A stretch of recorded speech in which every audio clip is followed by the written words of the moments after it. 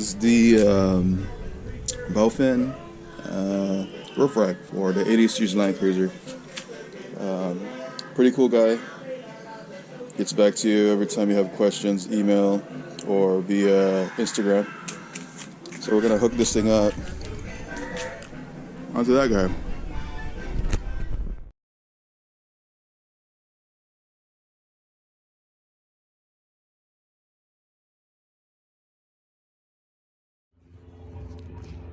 So these are going to be the parts for it. So you got the cross beams. These are going to be the locks, obviously, for the sides. And this is going to be, I believe these are this is the wind deflector right here. It's pretty much documented right there. So this is going to the passenger side. Recommends that you should build it on the floor, but I think what I'm gonna do is, because the Land Cruiser is so lifted, I'm gonna build it from the top. So put that on top right there. Then I'm gonna start putting the crossbars on top, and then put the other side of this, lock that down, and then start basically latching it down piece by piece. So let's see how that goes. Instead of trying to carry it over, I don't think there's no way we'll be able to carry that together because it's just too high. All right, so kind of looks like this. You just get this thing, screw these first on this side, and then do the other side right after. So here you go, easy. Just screw these in here, everything lined up. So you get these seals with the kit, and they're basically going to go through just like this right here, and crease it through, and also on the bottom side right here all the way through, and also on the other side. So you can actually tighten this up. This is just going to go in between, underneath. See, this goes through here, and you're just going to put the bolts. See if we can do this with one hand. So you're just going to go through that, and you're actually going to put these on there, and then finish it up, tighten it, and then put it on top.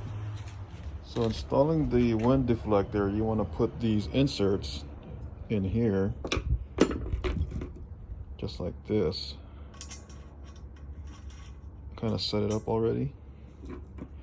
And the reason for that is you want to line the wind deflector to the crossbar, so that if you can see these holes right here, just kind of match it. Because what you're gonna do is you're basically gonna put the nuts and bolts into this thing. So that's the only way for you to do it, to properly align, instead of trying to guess it. Because once you put this guy in, so you can see the, I don't know if you can see that in the camera, you can see the bolts kind of match up. Gives you a better idea of how it's going to line up when you put the bolts in there. And that's the easiest way to do it. And don't forget to put the sealant.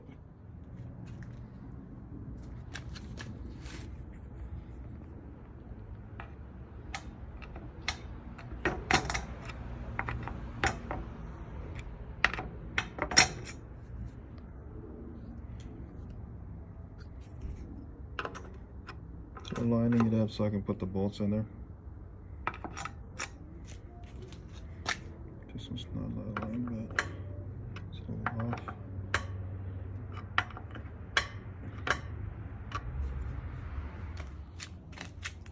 All right. So all the bolts are in there. I would just hand tighten it, and not to over tighten. I guess you just gotta get the feel of it, because there's a lot of bolts. So like, yeah, right there is good enough. Not too tight. Tight, but not too tight, so you don't cross thread it. Plus, it's not that very heavy. So, yeah, that's good. So when you're doing the latches, my recommendation is not to actually put this or make this tight, only because you want to slide it over. Because if you look from the back right here, there's actually bolts you gotta tighten up, so it's on the way. And if you try to put your tool in there, it's too fat. So make sure it's loose so you can move it out of the way when you're tightening it. So tighten it first on the latches, and then tighten up the crossbars. So for you to lock the side rails, you got to put that bolt that goes through there. See, it locks it. You don't want to make it too tight because you don't want to bend the actual rail, because it actually locks it pretty good. If you look at it from the side, you can see the nut right there. Tighten that up, not too tight. And it holds it pretty good. I drove it about 1,000 miles up into Big Sur, and it did pretty well. Put some stuff on top of it as well, but I like it. I think if you wanted to, you can actually put something here to lock it too if you wanted to, but that's optional from what I would think. And the other hole would be for the awnings if you wanted to. So a lot of options. You can see on the holes that I temporarily put a adhesive in there, RTV, but it will eventually be welded into it when they repaint the truck.